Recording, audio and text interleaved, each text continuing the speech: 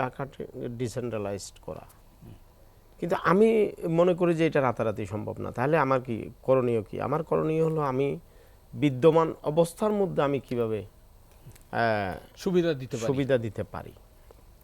এখন বিদ্যমান অবস্থা সুবিধা দিতে গেলে আমাকে বিজ্ঞানের কাছে ফেরত যেতে হয়।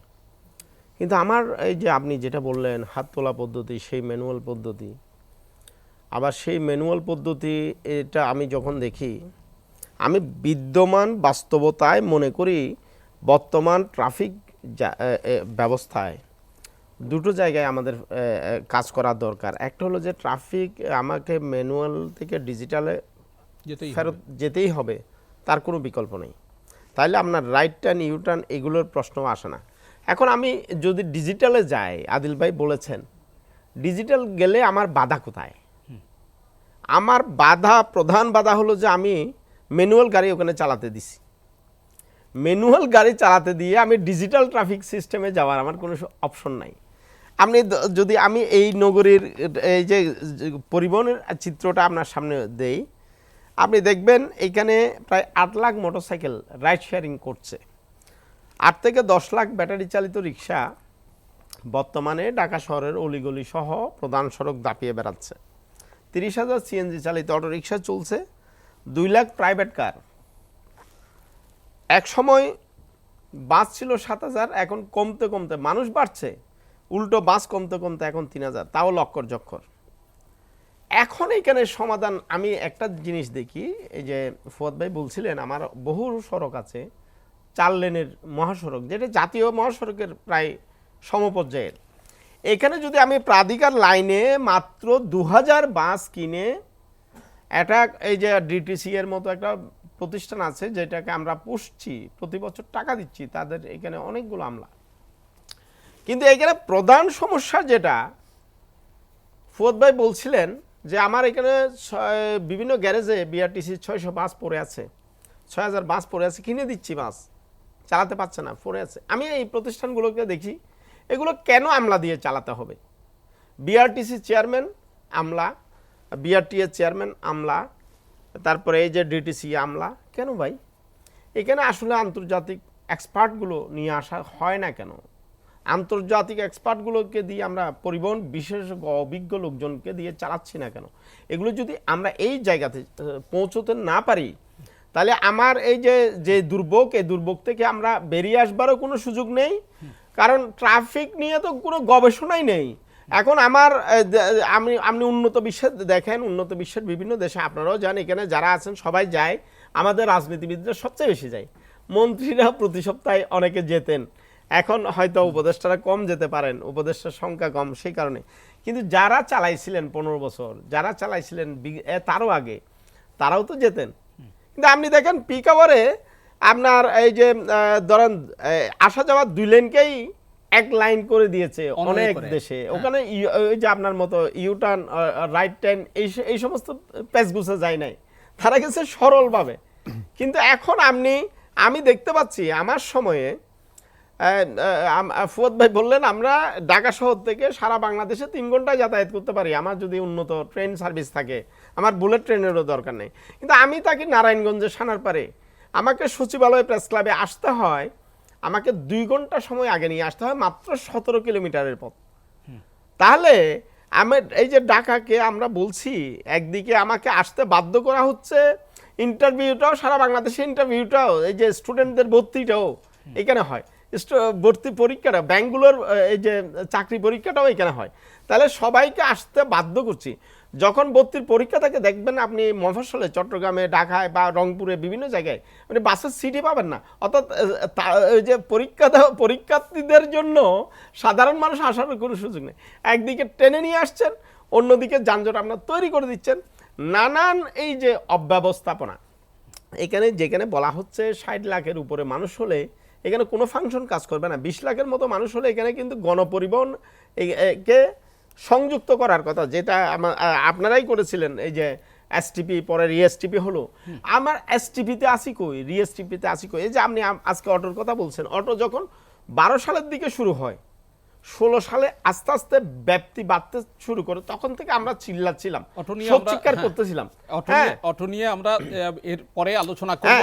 এখন আসেন ট্রাফিকের কথায়, ট্রাফিকের কথার মধ্যেই থাকি। তাহলে এখন ট্রাফিক পুলিশের কোনো গবেষণা আছে কিনা, ট্রাফিক কোনো বৈজ্ঞানিক ভিত্তিতে চলছে কিনা, এটাও তো দেখবার বিষয় আছে। ট্রাফিকের আমরা অনিয়ম দুর্নীতির খবর শুনি, আমরা চাঁদাবাজি নৈরাজ্যের খবর শুনি।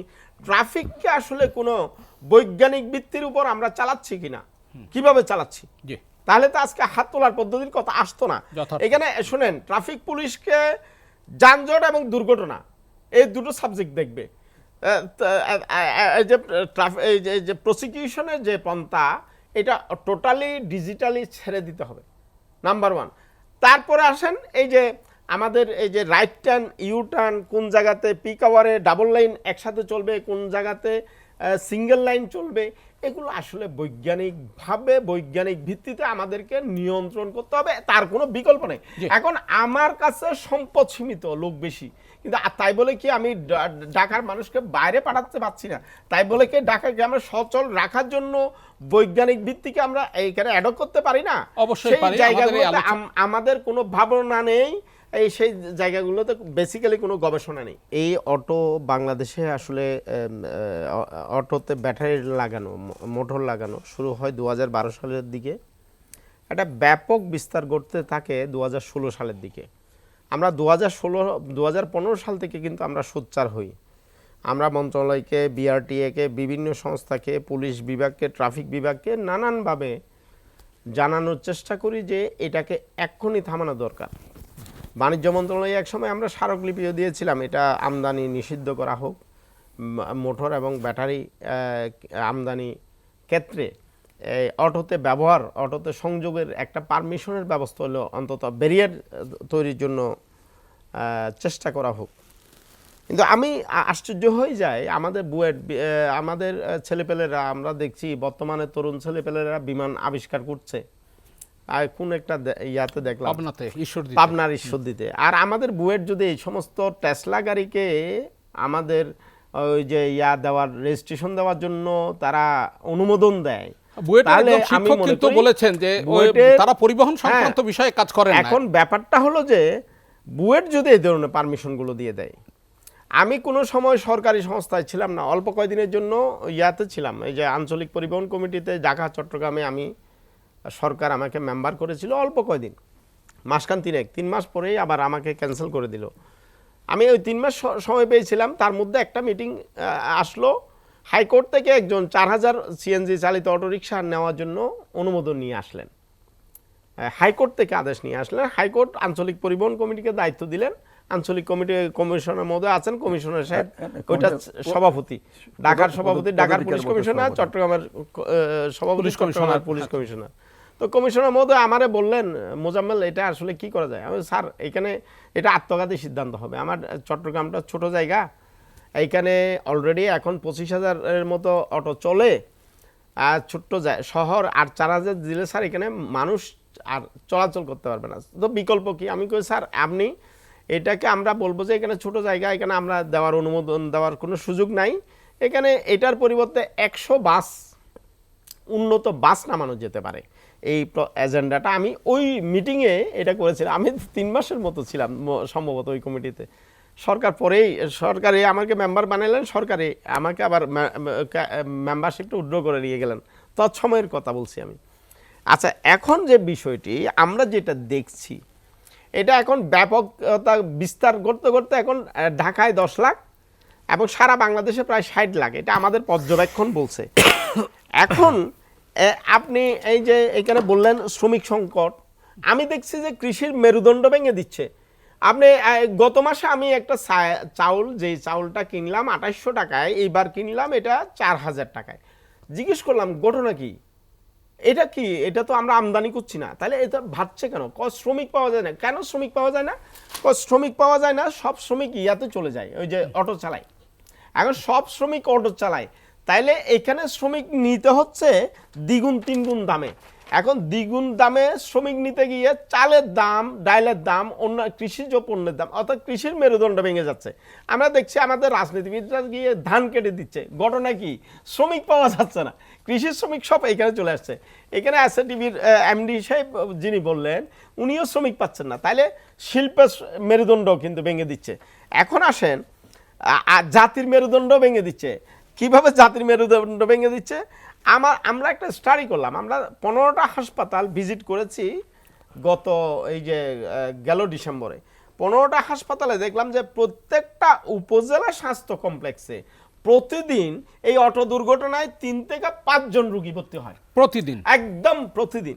প্রতিটি জেলা সদর হাসপাতালে 7 থেকে 10 জন, এটা কিন্তু কন্টিনিউ প্রতিদিন করে ভর্তি হয়।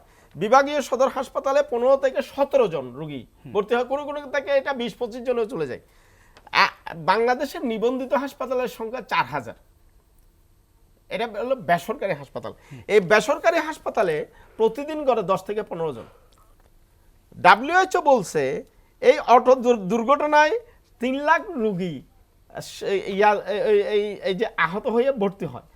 আমরা পঙ্গু হাসপাতালে দেখলাম যারা মাথা ফাটাই গেছে, হাত ভাঙি গেছে, পা ভাঙি গেছে, 2024 সালে 3091 জন পুরুষ আর 1084 জন নারী এখানে শুধু অটো। এটা আদার্স না, অন্য কোনো যানবাহন না, এটা শুধু অটোর কথা বললাম। তাহলে জাতিকে কিভাবে পঙ্গু করে দিচ্ছে, এটাকে যদি আমরা কর্মসংস্থানের জায়গা বলি, এটাকে অপকর্মের জায়গা ছাড়া আর কিছু বলার সুযোগ নেই। এখন ব্যাপার হলো যে বুয়েটের উচিত ছিল একটা ভালো পরামর্শ দেওয়া, সরকারকে একটা সাজেশন দেওয়া। আমি দেখছি বুয়েটের অনেকগুলো বিশেষজ্ঞরা এখন মাননীয় প্রধান উপদেষ্টার সাথেও দেখা করেন, কথা বলেন, সুযোগ দেয়। তাদের উচিত ছিল এই যে আমাদেরকে এখানে গণপরিবহনের পরিসর কিভাবে বাড়ানো যায়, আন্তর্জাতিক অভিজ্ঞ লোকজন বাংলাদেশে নিয়ে এসে এইখান থেকে ছোট যানবাহনগুলোকে সরিয়ে কিভাবে এই যে জনগণকে স্বাচ্ছন্দ্যদায়ক যাতায়াতের দিকে আমরা ধাবিত করতে পারি, এই জায়গাতে যদি একটা ইয়া দেওয়া যায়, তাহলে কিন্তু বর্তমান সরকারের ইমেজটা একটা উচ্চতায় চলে যেতে পারে।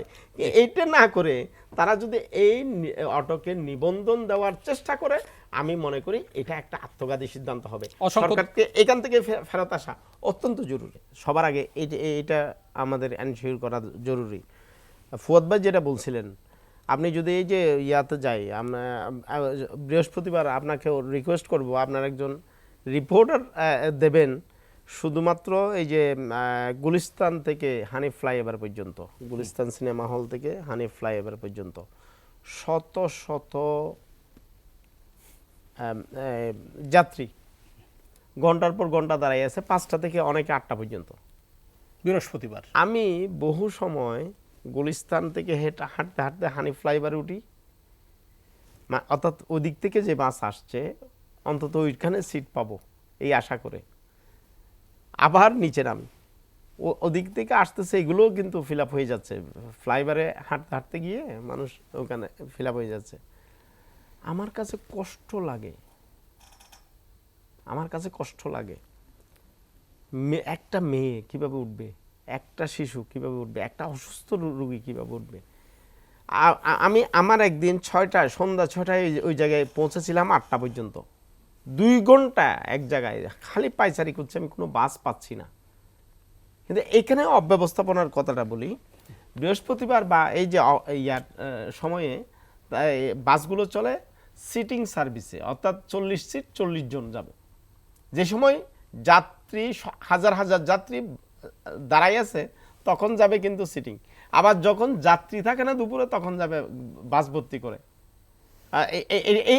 এটাও এক ধরনের অব্যবস্থাপনা। এই জিনিসটা কেউ দেখছে না, এবং এটা করছে শুধুমাত্র ট্রাফিক পুলিশকে 100 টাকা দিয়ে। যে কমিশনার মহোদয় এখানে আছে, একজন ট্রাফিক পুলিশকে 100 টাকা দেয়, কারণ এখানে তো তাকে পারমিট দিয়েছে তো সিট ভর্তি করে নেওয়ার জন্য না।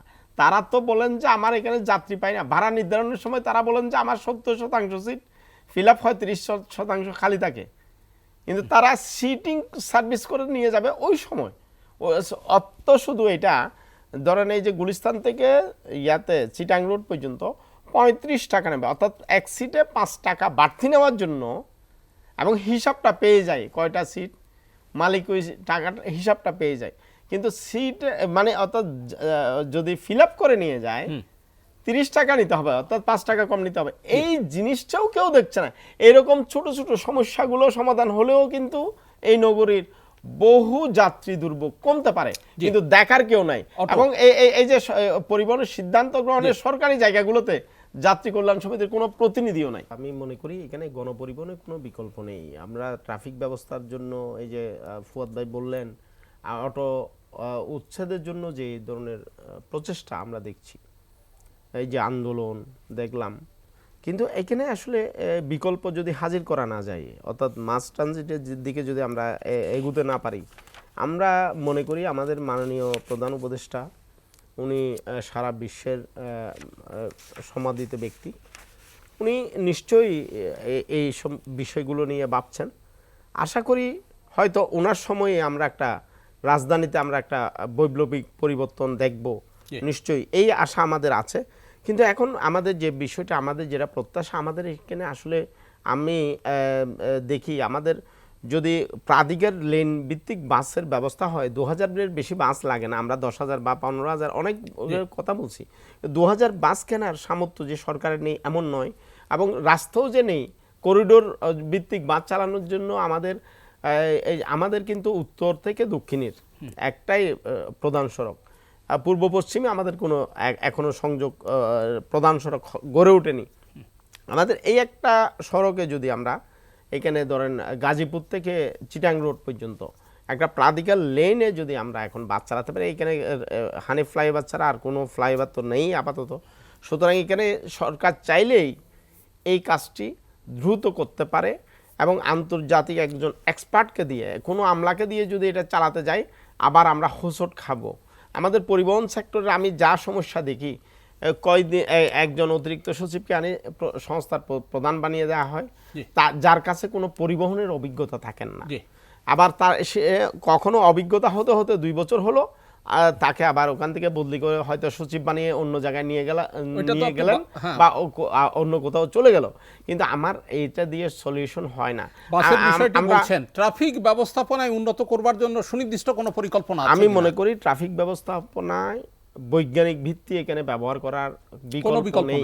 আন্তর্জাতিক এক্সপার্ট দিয়ে চালাতে হবে, ট্রাফিক বিভাগকে পরিচালনা করতে হবে। এখানে একটা গবেষণা সেল দরকার, তারা ঘুরে ঘুরে দেখবে আসলে আমার কোন রোডকে ওয়ান ওয়ে করা যায়, কোন রোডকে ডাবল রোডে চালাতে হবে, কোথায় কি সমস্যা আছে, এই সমস্ত এগুলো কিন্তু আমাদের এখন দেখতে হবে। অর্থাৎ আমার প্রতিটি ইঞ্চির রাস্তাকে ব্যবহার করতে হবে।